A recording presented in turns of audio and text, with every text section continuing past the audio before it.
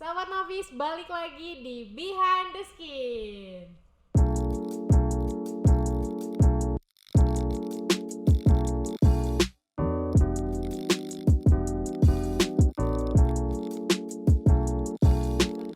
Kepoin perawatan kulit kamu dengan ahlinya bersama Novis Dermatologi. Baik sahabat Novis, podcast kita pada malam hari ini masih ditemani oleh dua dokter cantik kita dari Novis Dermatologi. Terima kasih. Dokter Jenny. Halo Ya, Dokter Jenny. halo Silmi. Halo Dokter Angel. Halo Silmi.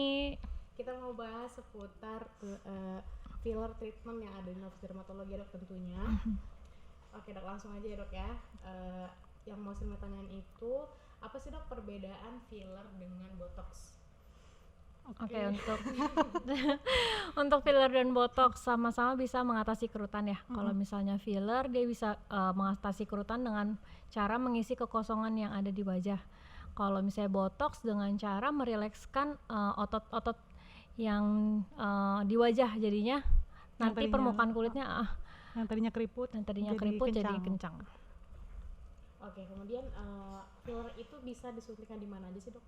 Filler bisa disuntikan di hidung untuk mempertegas batang hidung, terus juga bisa di bibir, di bawah mata bagi orang yang matanya cekung yang suka begadang, baru bisa mempertegas rahang.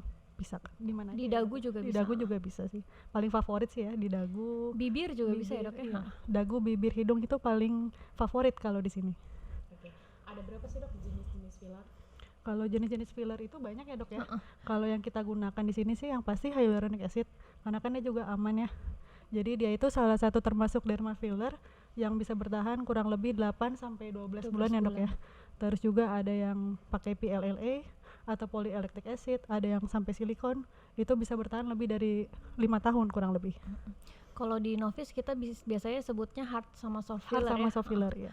Kalau soft filler biasanya itu dipakai untuk di bawah mata, Di terus di bibir. bibir. Kalau yang hard di dagu sama di hidung.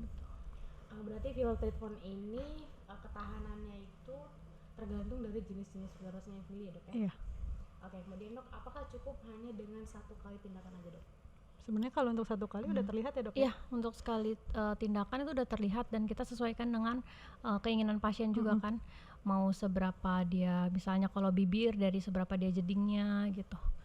Biasanya untuk sekali treatment juga udah langsung terlihat. Iya, biasanya kan pasien-pasien juga merasa kurang puas, jadi nanti berikut Nambah nambah lagi, lagi ya bisa. biasanya. Oke. Pantangan apa aja sih dok yang nggak boleh dilakukan oleh pasien setelah treatment filler? Sebenarnya nggak ada pantangan, yang pasti sih untuk malam pertama aja dok ya. Iya. Atau seminggu pertama itu tidak boleh tidur miring kiri, miring kanan dulu ya. Jadi sebaiknya saat tidur terlentang dulu, takutnya nanti fillernya bisa bermigrasi atau menyebar ke area yang sekitarnya kayak gitu. Bagi dok, kemudian bagaimana dok jika dosis filler ini berlebihan pada pasien? Kalau misalnya dosisnya berlebihan sebenarnya kita nggak perlu khawatir ya. Soalnya kan filler itu ada remove filler juga, jadi bisa direvisi atau diperbaikin kalau misalnya emang dia ternyata oh ini aku kelebihan gitu. Jadi nanti kalaupun misalkan pasiennya kelebihan filler, itu ada istilahnya namanya face overfill syndrome. Jadi kebanyakan filler di tubuhnya, jadi memang nanti tidak sesuai porsinya seperti itu. Jadi nanti mukanya jadi bengkak di mana-mana karena kelebihan filler. Oke, kemudian dok, apa sih dok keunggulan filler yang perlu sahabat Novis tahu nih dok? Keunggulannya yang pasti kan memperbaiki estetika ya, terus juga mengisi kekosongan. Terus bisa menghilangkan keriput-keriput atau misalnya garis smile line gitu. Terus cekungan di bawah mata, di under eye gitu. Mengisi dagu untuk kelihatan lebih V-shape seperti itu. Baik dok, belum lama ini kan ada satu kasus nih dok tentang filler ilegal. Oh ya, saya Dengar. saya udah pernah baca itu. Nah, apa sih dok tanggapan dokter mengenai kasus yang sedang ramai saat ini mengenai filler ilegal tersebut? Yang itu ya, yang meninggal di hotel itu bukan sih? Iya. Iya. Jadi kalau saya rasa sih itu salah ya, karena bukan dilakukan oleh yang tenaga medis. Jadi yang non medis yang melakukan. Jadi Katanya sama temennya ya? itu temennya ya. Temennya ya. Harusnya kan nggak boleh ya. Dan Kalau memang pun bukan dokter. Iya, iya. itu intinya. Bukan dokter, dan dia kan juga pasti nggak belajar tentang anatomi, nggak belajar tentang estetika, tentang filler sendiri itu kan. Jadi dia main suntik-suntik aja ya. Ya Sudah. mungkin dia pikir dengan disuntikan udah langsung jadi gitu. Padahal kan sebenarnya kan perlu teknik juga ya untuk menyuntikkan filler. Betul. Dan belum itu udah pasti belum sih yang disuntikin itu beneran filler? Iya, saya juga ragu Iya. deh itu filler atau bukan ya. Apalagi aku dengernya itu dia bawa Drigen gitu. Iya. Kan? Aku pernah Yang katanya Isi filler. itu aku pernah lihat di marketplace dijual satu filler itu kayak dirijen putih gitu, besar, kurang lebih 1 liter. Mereka jualnya kurang lebih sekitar 4 juta, 2 juta sampai 4 juta. Kalau menurut saya itu serem sih. Harusnya harga filler Soalnya nggak iya, segitu. harusnya nggak Apalagi semurah satu itu. Drigen. Iya. aneh banget. Kayak minyak. Ada Drigenin ya. Oke dok, kemudian apa sih dok yang sebenarnya terjadi yang kira-kira aja dari kasus kemarin itu yang sebenarnya terjadi sampai si korban ini sampai tewas? Oke, jadi sebenarnya kalau untuk penyuntikan filler sendiri kan yang pasti itu yang satu bukan dilakukan oleh tenaga medis, yang kedua dia main asal-asal suntik filler, takutnya nanti disuntikinnya ke pembuluh darah, jadinya nanti bisa nekrosis ya dok ya, bisa nekrosis, bisa jadi nanah. Pertamanya dia pasti demam dulu, terinfeksi sama si fillernya, terus kan juga kita nggak tahu dia pakai alat yang steril atau enggak. Bisa juga kalau misalnya dia nyuntiknya ternyata masuk ke pembuluh darah gitu. Iya, itu yang ditakutin sih, kan jadi nekrosis. Terus habis itu harus dikeluarkan semua isi fillernya mau nggak mau. Kalaupun sampai akhirnya terjadi yang fatal banget ya pengangkatan payudara. Kayak gitu. Oke, nah dok, kan ada filler kan belakangan ini nggak cuma ada di klinik-klinik kesehatan, klinik kecantikan, estetika gitu, tapi juga ada di salon-salon gitu dok. Tapi kenapa sih dok filler yang ada di salon itu harganya jauh lebih murah daripada di klinik? Mungkin Ya pakai yang tadi. kita nggak bisa bilang ya. Kita nggak bisa pastiin juga sih ya, karena kan kita nggak tahu dia beli fillernya di mana gitu kan sampai bisa murah. Dan apalagi yang kalau di salon kan beneran orang medis bukan yang ngerjain itu, apa cuman pegawai salon yang mengerjakan gitu. Ya, takutnya sih mereka cuman mau cuan-cuannya aja Iya, betul. gitu kan. Iya kan? Berarti bisa kita prediksi kalau salon itu beli fillernya Drigen Kurang tahu. Saya kurang Tergantung tahu salonnya. sih, ya. Tapi yang pasti beneran filler yang bagus itu nggak semurah itu gitu. Iya. Makanya kenapa tindakan mengerjakan filler pun nggak ada yang murah sih sebenarnya. Karena kan filler itu harus FDA approve, Iya, betul. harus lewat BPOM, jadi nggak sembarangan orang juga harus bisa beli filler sembarangan kayak gitu. Oke. Dan dokter pun pasti ada pelatihan-pelatihan Iya, khusus betul. mengenai filler ya dok. Pasti. Ya. Tapi ada nggak sih dok pelatihan khusus tindakan filler tapi tidak dilakukan dengan dokter? Maksudnya dia bukan dokter tapi dia bisa pelatihan filler gitu. Bisa nggak dok? Ada nggak? Setahu aku sih cuman bisa dilakukan sama yang orang medis ya, yang bisa melakukan untuk tindakan filler. Iya, jadi filler cuman boleh dilakukan oleh dokter ya dok ya. Jadi untuk yang non medis, biarpun dia lulusan S2, S3 profesor itu nggak boleh nyuntik filler. Selain dokter seperti itu. Oke.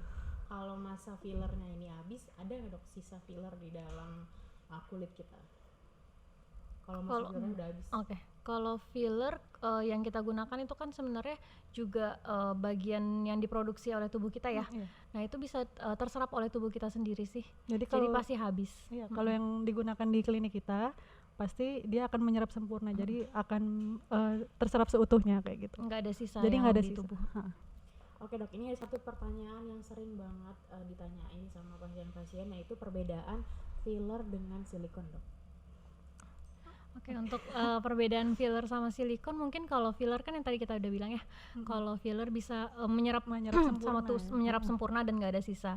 Tapi kalau misalnya silikon, mungkin yang dimaksud ini silikon yang digunakan zaman dulu ya, silikon yang bisa dibeli di salon-salon kali ya. Salon-salonnya.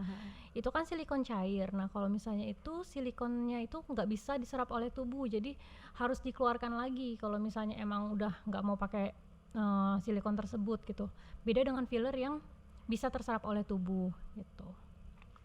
Oke baik, dari beberapa kasus yang ada mengenai filler dok, pertanyaannya tuh sebenarnya filler itu aman nggak sih dok?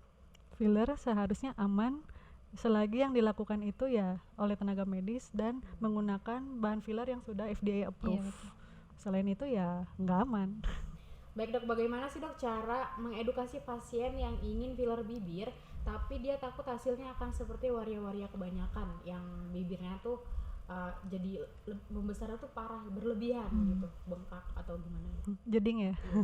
Oke, jadi sebaiknya kita edukasi dulu ke pasien ya. Mungkin kan kalau waria-waria zaman dulu itu menggunakan silikon cair ya yang Iya, tadi betul. sudah dijelaskan oleh Dr. Angel ya. Jadi memang kan semakin tahun semakin bertambah jeding ya karena ada reaksi penolakan jaringan seperti itu. Beda juga kan kalau kita Iya, dok, kalau dengan misalnya hyaluronic acid ya. kalau misalnya kita kan filler yang digunakan sekarang itu penggunaannya dengan hyaluronic acid yang berarti nanti bisa terserap oleh tubuh kita sendiri yang bakal habis. Sedangkan kalau filler yang kemungkinan silikon cair yang digunakan zaman dulu itu bisa makin tahun justru makin bertambah gitu volumenya. Misalnya bibirnya yang tadinya pas dia pasang udah pas, makin bertambah tahun kan makin nanti jeding. makin jeding gitu. Beda Mungkin yang- kalau sekarang ya dok ya. Kalau kita kan bisa ukur-ukur.